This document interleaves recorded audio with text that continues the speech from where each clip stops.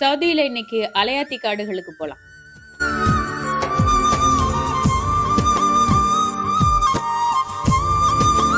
ஆங்கிலத்துல இத mangrove forest அப்படின்னு சொல்லுவாங்க.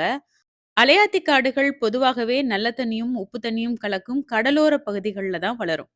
நாங்க சவுதியில ராஸ்தனோரா பகுதியில தான் இத பார்த்தோம். உள்ள போனதுமே டெமோ மூலமா கடல்ல நிலநடுக்கம் ஏற்பட்டா அதன் மூலமா எழக்கூடிய ராட்சத அலைகள அலையாத்திகள் எப்படி தடுக்குது அப்படிங்கிறத மினியேச்சர் வச்சு விளக்கியிருந்தாங்க.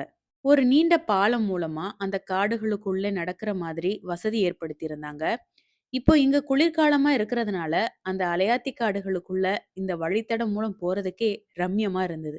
இதோ பார்க்கறதுக்கே அழகா முட்கள் போல இருக்கே! இது எல்லாமே வேர்கள் தான்.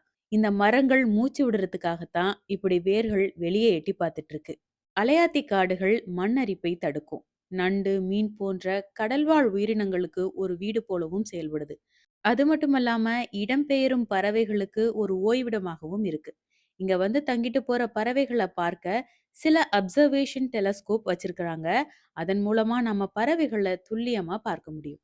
இந்த வின்டர் டைம்ல ஃபேமிலி அண்ட் ஃப்ரெண்ட்ஸோட போறதுக்கு ஒரு நல்ல ஸ்பாட்டா இது இருக்கும்னு நான் நம்புறேன்.